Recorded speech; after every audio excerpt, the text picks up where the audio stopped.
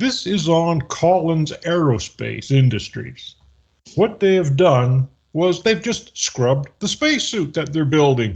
So now NASA has nobody else to build spacesuits because according to this article, Axiom is only constructing spacesuits for the Mars missions. And it was Collins Aerospace that was contracted to build the spacesuits for this new Artemis mission. Now they have no spacesuit, so now they're back yet another year, what they said. So now there won't be anything in 2024, this year, there won't be anything next year, and there won't be anything the year after that, because they still have to get the Lunar Gateway Station constructed before they could send humans to the lunar surface. But right now, we're talking about Artemis 2, the one that's supposed to have, left already. Well, that is delayed 2 years now because of this. Now, if this was so easy to do 55 years ago, and they just kept producing all these spacesuits because we've seen them on that rack, there's about 25 Apollo spacesuits on that rack that guy's putting up. All those spacesuits, and yet you're telling me they can't make one single spacesuit.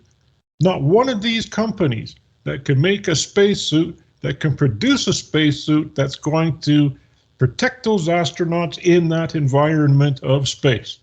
Because there's no belts, there's no Van Allen belts around the moon, so they're going to get bombarded by everything. Then we have another problem with these particles, these little microparticles that are going to be slamming into that spacesuit because the odds of it, which we calculated last week, are going to be pretty high that they're going to get impacted. Yeah. Deadly is the word. Just simply deadly. Yeah, they're going to be impacted by these particles and they're going to be dead. Exactly. So now again, we're back to the drawing board. If it was so easy 55 years ago to produce all these suits, then why today cannot any of these companies produce one single spacesuit that's going to function in a vacuum chamber like the one in Sandusky? I think what happened was they subjected that suit to that chamber and it had failed. And that's why they've backed out, because nobody can produce a suit that will take that kind of vacuum. You see the testing of this Collins spacesuit, and they're in the Vomit Comet. Yeah, that's as far as they go. What kind of test is that? It means that they can simulate zero gravity in there, and he's supposed to be monkeying around with stuff. That has nothing to do with any part of the suit. That doesn't show you that it protects them from radiation or vacuum or any other environmental effects that are going to be out there. Now let's read some comments that some of these people put up. Seriously, you work for Collins Aerospace and found out that they were canceling the program you are working on through Reddit? That's a bit low. Yeah, I found out about this the same way. Go, US! I used to work there as a government rep for NASA. It was neat, but you knew things were ending when they started repurposing the labs that were used for space stuff. The defense business is always good when the Pentagon is ordering lots of pizza. The EVA suits that what made me most nervous about the Artemis program. I know Collins was more focused in space EVA suits, but still. So, the only company who was given tons of money already through different programs and had a prototype backed out? Because it didn't work. It didn't work. Oh, 50 years ago, the technology was so much higher. Yeah. You put a NASA sticker on it. They got to start manufacturing those NASA stickers that work so well. Yeah. Well, at the time of the Chernobyl nuclear meltdown, somebody had the bright idea of saying, why don't we go to NASA and get their spacesuits so that the guys can be protected from the radiation? And then they found the radiation still affected them whether they had the spacesuits or not, because the spacesuits didn't protect against radiation. That was about 40 years ago. Yeah, but they obviously knew that the radiation was there because Van Allen proved that. Well, yeah, there was certainly lots of radiation. But of course, don't forget, this is what you get in the comments. It's a different sort of radiation. Yeah, deadly. Not just the mild stuff we have on Earth. No. Stuff that comes off our nuclear power plants is just a very single phase type of radiation, very clean radiation. Stuff that's out there has an entire variety, and cosmic radiation itself is absolutely disrupts the DNA in your system, right? Breaks down the molecular structure of humans. Yeah, but it's a different sort of radiation in space. It's the sort of radiation that NASA can ignore because they've never been there to find out what is there, which is why their spacesuits don't protect against it. Well, they probably haven't even designed a detector to read the full gamut of the radiation itself. Well, because they didn't go anywhere, they didn't need to, did they? No. Another thing, Collins Aerospace also produced the suits for the ISS. Those suits are leaking and getting old, because I was just watching an article yesterday on this, and they were saying that we have to change the spacesuits now. We have to replace them because they're getting old and now they're starting to leak. Well, now Collins has pulled out of this. NASA has nobody to produce those spacesuits. So now they're screwed. Yeah. So there won't be any landing with Artemis. There won't be any gateway. There won't be any going into space beyond low Earth orbit. It'll be the normal stuff. But get this. Axiom is still working on the spacesuits for the Mars program. Oh, that's nice of them. Well, it's such a long way away. They can still take the money. Doesn't matter if it works or not, because nobody's going to Mars. Well, the fantasy that we live in continues because it's so much easier to create fantasy than it is to do the real thing. Yep, exactly. And now what we have here in this Space News article, it says, NASA issued crossover task orders to both Axiom and Collins last July, allowing Axiom to start examining how it could adapt its lunar spacesuit for use on the ISS, and Collins to adapt its ISS spacesuit for lunar missions. Axiom has been refocused on the Artemis suit, including a recent integrated test with NASA and SpaceX to determine how the suits would integrate with the Starship lunar lander and other elements of the Artemis 3 mission. Are you guys kidding me? Here Axiom is focused on the Mars missions, and now they've been taken off of that, it seems, and now these orders are for both Axiom and Collins to allow how it could adapt its lunar spacesuit for the ISS. Well, I don't understand this, because what are they going to do now about the Mars missions? Well, I think it's like Marcus just said.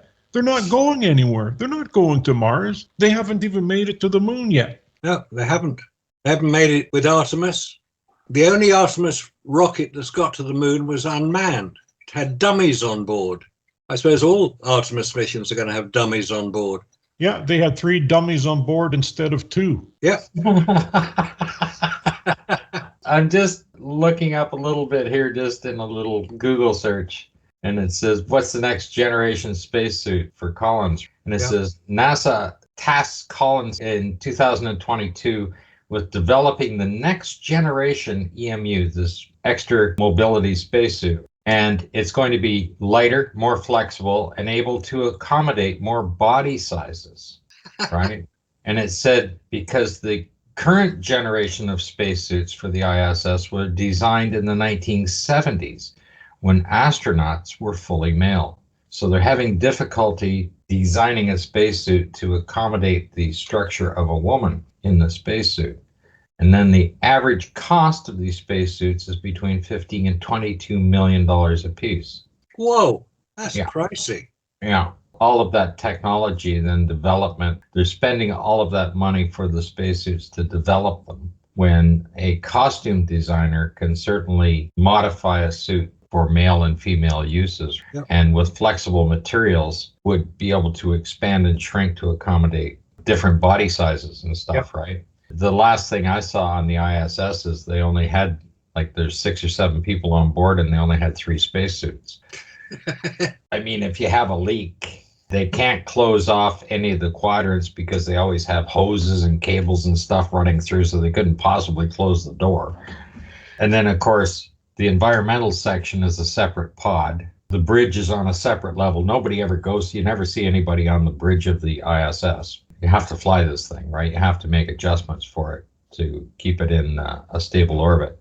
What it really boils down to is 55 years ago, these guys had no problems with these suits. Not like this.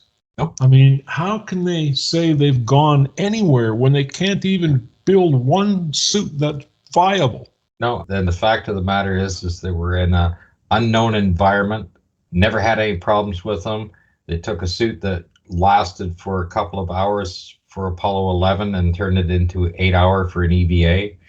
You never saw them replace batteries or recharge the suit in any way, shape, or form. There's no transcripts on that. The whole thing, the whole Artemis program and the space program is becoming a joke. It's laughable. I mean, Boeing put their Starliner up on the ISS and got into all sorts of trouble. Now we can't even get any spacesuits to work. You're literally not going anywhere if you don't have a spacesuit. Of course you're not. No. You're on the ground. Simple as that.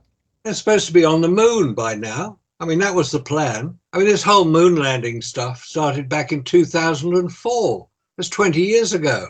They haven't got any further out from the low Earth orbit. Well, the technology is exceeding very, very slow, if not backwards. Yeah, it's going backwards. Because now they're finding out how difficult it is to get into space. You imagine in 1963 when they just put this program under thing, they had to put the buildings up, build all of the machinery, all of the cranes. They had to use concrete. They built the pads. They built everything. And on top of that, they built the rockets, the orbiter, the lander, the ascent module, created the suits, the whole 9 yards, had everything worked out perfectly, made it happen 6 times perfectly. One little glitch in Apollo 13. All of that equipment is sitting there.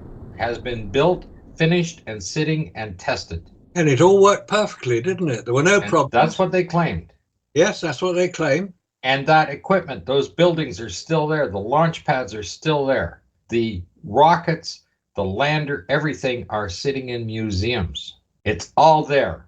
The shielding that it uses for heat, all the ablative material is there for them to do. Even the videos from MIT showing how it was applied. All the chemical forms, the PDF files there are on the chemical composition of these things, and they can't do that. The fuel they used was there, powerful enough to do in one rocket.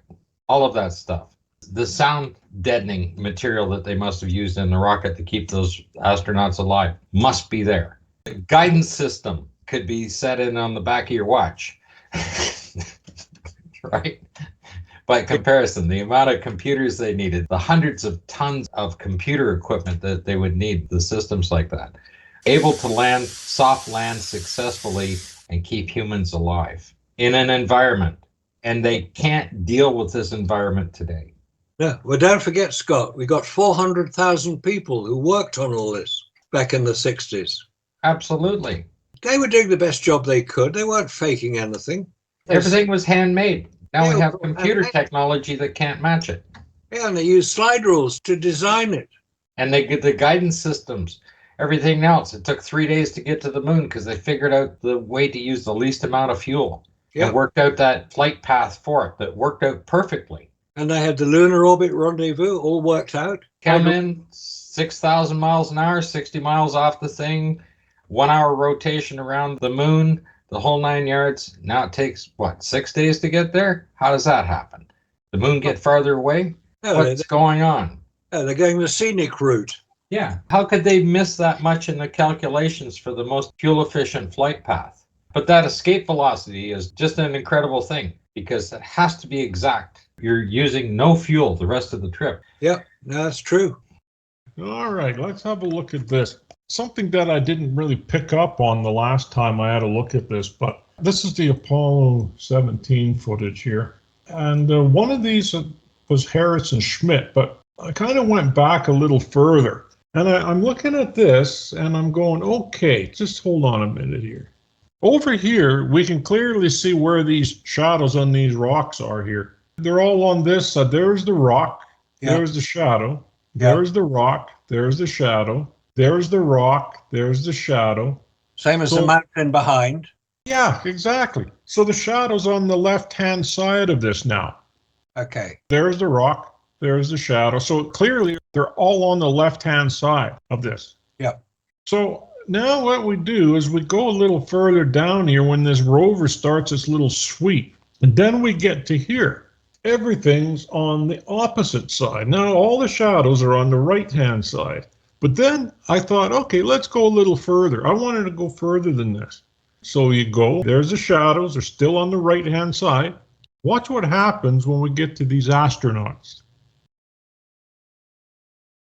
There's the shadows. Look at the rock on the left-hand corner. The shadows just changed. They're on the left-hand side now. Yeah, okay, you were going from north to south. That's south. Now the shadows are on the right side. Yeah, you're facing south in Apollo 17 because the sun's coming from the east. No, the shadows should be on this side, over here, not over here. Yeah, but now you're facing west. The camera's just panned around 30 degrees. Right, but if you look at the scenery at the back, that's due west. Doesn't matter. The rock over here, even the rock here is on the opposite side. Yeah, if you go back just to there, then that rock there is wrong. Just go forward a bit, that rock. Yeah, see, now it's on the other side. Yeah, but you see, you're facing southeast at that point. When you get to that mountain view at the back there, that's due west. Yeah, okay, the astronaut shadows coming out this way, but the rock's going that way. The shadows are opposite of each other. Yeah, well, you can see the hot spot where the light is coming from, so. But how can you have a shadow on the left of the astronaut and you have a shadow on the rock that's maybe 20 feet away and it's on the right side of it? You see, that's my point. Well, that is the point there because you've got a confined space, but physical dimensions of their set, you will find that same dimension in there in the press kit, the layout of their simulated set sitting there. And they're trying to show the sun coming from due east, which the astronaut's shadow would be correct, but the rock isn't. Listen, one rock, two rocks, three rocks, and the shadows are opposite of this astronaut. It's that simple. Right, because you've got multiple lighting coming into a hot spot in the middle. In that pan that you've just done, do we see the lunar lander? Oh, no, they'd be way out there. So this is filmed from the lunar rover, isn't it? Yeah, this is EVA-1. Okay, because that's why the sun is quite low on the mountains. I don't see the lunar lander at this point. Maybe it was not in the picture at this time. It's supposed to have landed near to the central massif? Wasn't the lander in front of this hill somewhere, like this big? Yeah, it's almost dead center between the north and south massif. Okay, well, they're a little closer to the hill then. This is interesting because this is what Marcus was saying, right? So we get over here, it looks like they just turned the light on. Now I'm going to show you, there's some really overexposed astronauts here. We're talking about the tarmac. Yeah, tarmac is equivalent to the lunar surface in terms of reflectivity, about 8%. And then look at this. In the video, this is when you were talking about these astronauts being completely overexposed in one shot. Yeah. And then they're underexposed, and as soon as the camera goes like this, pans around to this guy, now he's underexposed. Look how long his shadow is now, though. Yeah, it is. The lighting is very poorly done for artificial lighting on a movie set. Now he's lit up like a Christmas tree. Yeah. Or overexposed, whatever you want. But surely at some point you should see the lunar lander. I mean, it's 20 foot high. It can't be that difficult to see it. Technically, they were supposed to be within visual range for their communication. That's right. You'll see the diagram, and it shows you where the X marks the spot where the lander is. Okay, so it's in front of the North Massif. It's almost in the middle.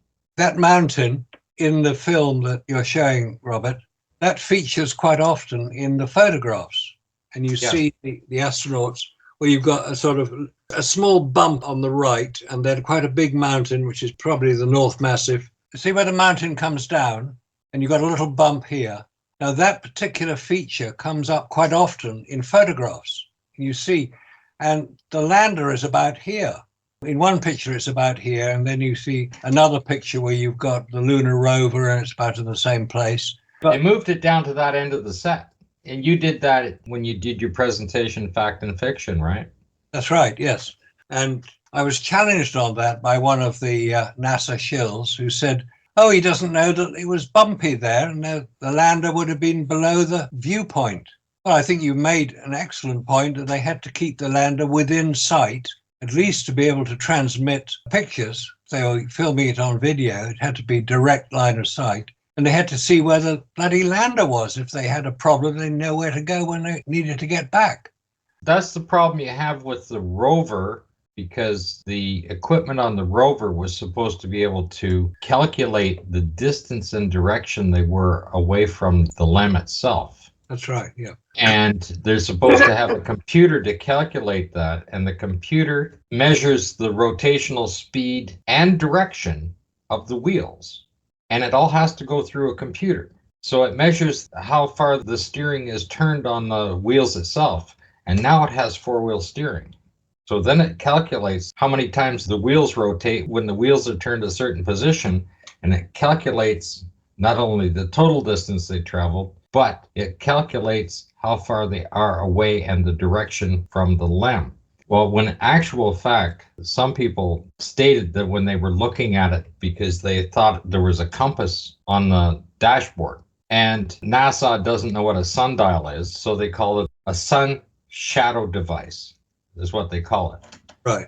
And it sits on the dash and it literally lifts up so it's level and has a little post in the middle, and you put the post up and then you dial the dial around because the sun is coming from the east. So the shadow is sitting on the west, and that shows you the direction you are traveling from.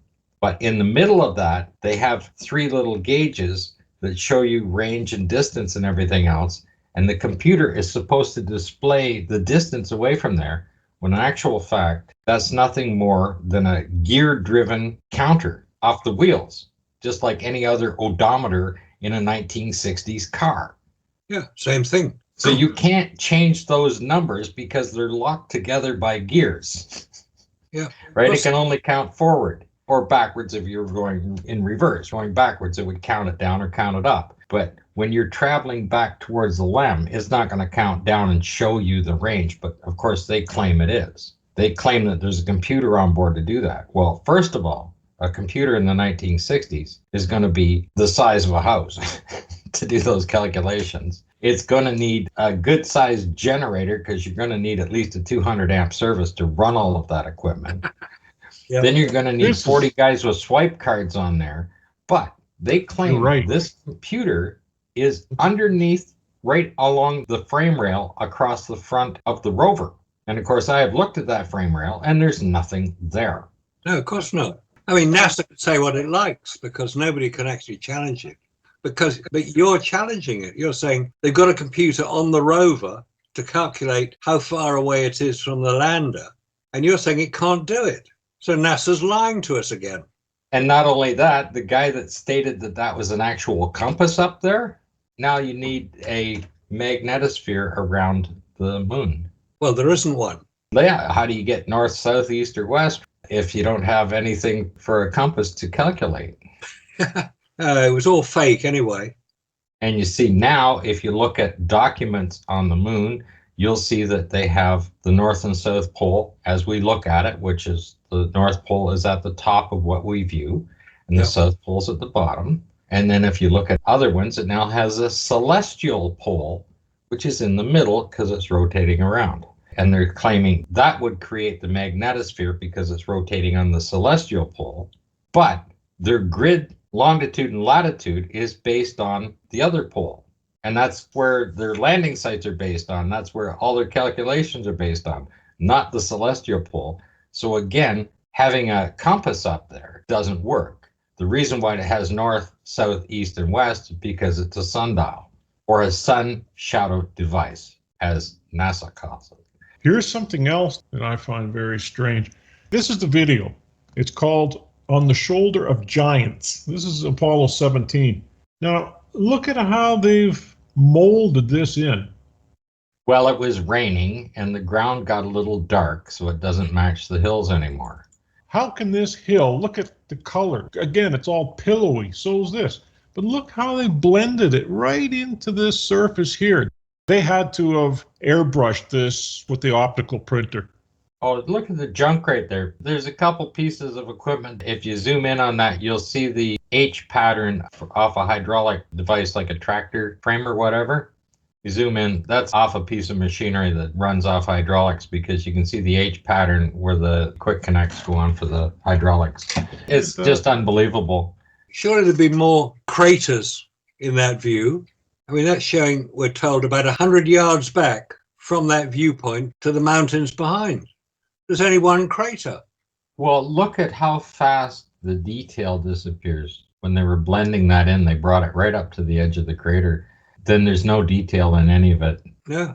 Doesn't this look like a dump truck has dumped this? Look at these lines here. This is very strange, but you don't see it over here. You just see it here in this. Yeah. And those weird reflections on the top right. I mean, what are those supposed to be? Artificial light. Well, it's not lens flare, because Hasselblad cameras don't have lens flare like that. They're much better made. No, but a giant spotlight does. Well, you can see the hot spot. Look at it. Look at it on the rocks there on the left-hand side. Huge hot spot. It's ludicrous. Do we expect to believe that is the lunar surface? Ha, ha. Cinder Lake, more like. Yeah, it is really amazing how they blend this in, though, isn't it? Look at that. You have this gray of this mountain comes right in, keeps going, right up to the edge of this crater right here. Oh. Looking at how Hollywood did these things back in the 1930s, they used to have big pictures above and in front of the camera that would show the sky and the clouds and all the rest of it as the action was going on underneath. So it was sort of putting in an artificial sky. It's the same sort of thing. They had it painted onto a big piece of glass, which the camera would pick up, and it would appear to be the same scene. Looks like they're doing exactly the same thing here, but they didn't paint them very well. Artists in Hollywood could do a very, very good scene on a piece of glass, and it was placed just in front of the camera so that the camera would shoot underneath it, but it would include the sky on the piece of glass above the camera. So when it was filmed, it would all appear to be one shot. Where was NASA when they first started working with Disney? Dear old Uncle Walt was a big consultant, wasn't he? He and Uncle Werner. And Woody Woodpecker, don't forget. Oh, don't forget Woody Woodpecker, yes. Yeah. Downhill all the way. They'd fall out of the sky, wouldn't they? Oh, dear. It's just amazing anytime you pull a photograph up, the amount of stuff that's actually in there, because the hot spots are there. Apollo 17 was very, very wet. And of course, they still had to shoot it because they had to show off the wet flag and everything else. They would have dried it out, but it's an American symbol, so it needs to be shot. But when you look at the different EVAs out there for the days they're shooting, you can see the ground is actually drying out. When you get farther on, it's quite dry. The footprints are not exact in the ground anymore. The ground matches the background mountains that they put in, the close match to it. When they step out, it's very wet. Oh, by the way, you know the film Fly Me to the Moon? They should have used Kubrick. That's a great line, that one. Hopefully, they have been watching our videos. They refer to some of the stuff because when Space Force was doing that, they obviously had been watching our videos. You know, when they're going around and the medical guys just got some duct tape to do the suit up when they get shot and stuff like that. It's just hilarious what they did in there, right? Well, hopefully we're going to see a nice bit of moon rock as well on the set. You know, it'll probably look a bit like that.